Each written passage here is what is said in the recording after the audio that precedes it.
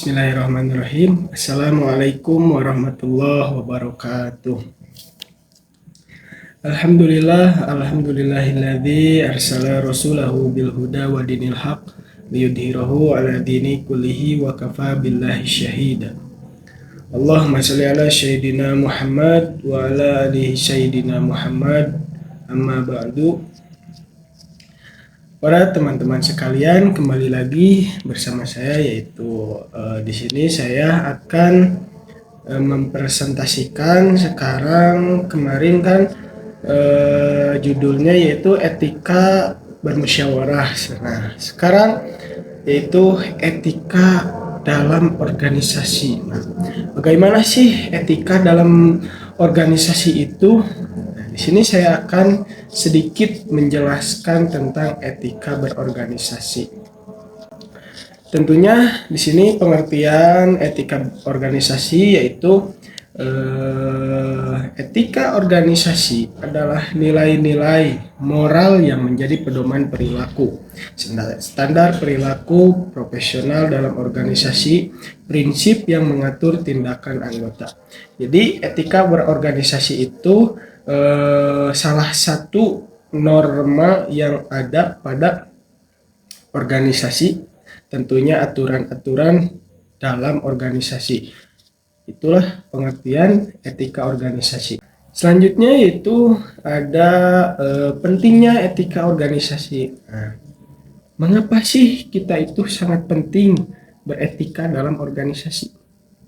Karena ketika kita dalam melakukan organisasi, kita harus mempunyai etika. Sebab ketika kita mempunyai etika dalam organisasi, kita akan menciptakan satu, membangun kepercayaan. Yang kedua, meningkatkan reputasi organisasi. Yang ketiga, menciptakan lingkungan kerja positif. Yang pertama, membangun kepercayaan. Jadi ketika kita mempunyai etika dalam organisasi, maka kelompok kita, staf-staf yang ada dalam organisasi itu akan percaya kepada kita, yaitu sifat jujur, ya. Akan timbul sifat jujur dalam diri kita ketika kita paham etika dalam organisasi. Yang kedua, meningkatkan reputasi organisasi, ya. Nah, jadi ketika kita sudah beretika dalam organisasi, akan meningkatkan kualitas kerja dalam organisasi. Jadi meningkatkan reputasi itu maksudnya ya kerja dalam organisasi itu akan meningkat ketika kita berorganisasi dan mempunyai etika. Yang ketiga yaitu menciptakan lingkungan kerja positif. Nah, yaitu menciptakan lingkungan kerja positif. Jadi termasuk juga dalam yang nomor kedua tadi, meningkatkan reputasi organisasi, ya. Jadi untuk menciptakan lingkungan kerja positif, kita itu harus beretika dalam organisasi. Selanjutnya yaitu langkah-langkah ketika kita mau menerapkan etika dalam berorganisasi, ya. Yang pertama yaitu buat kode etik organisasi. Maksudnya yaitu langkah awal adalah menyusun dokumen resmi yang berisi nilai-nilai, prinsip, dan aturan perilaku yang diharapkan dari seluruh anggota organisasi. Yang kedua, sosialisasi. Setelah kode etik dibuat, yaitu menyusun dokumen, langkah selanjutnya yaitu memperkenalkannya kepada seluruh karyawan agar mereka memahami standar yang telah ditetapkan.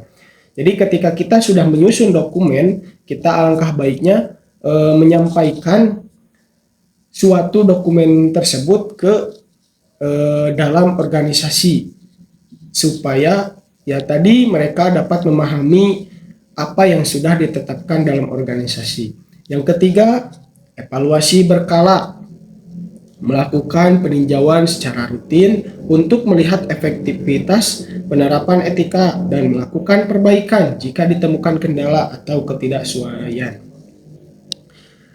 Yang keempat, pelatihan etika, memberikan edukasi berkelanjutan untuk memperdalam pemahaman karyawan atau memperdalam pemahaman anggota tentang cara menghadapi dilema etika dalam organisasi tersebut ya, dalam melakukan pekerjaan sehari-hari. Itu langkah-langkah ketika kita menerapkan etika dalam organisasi.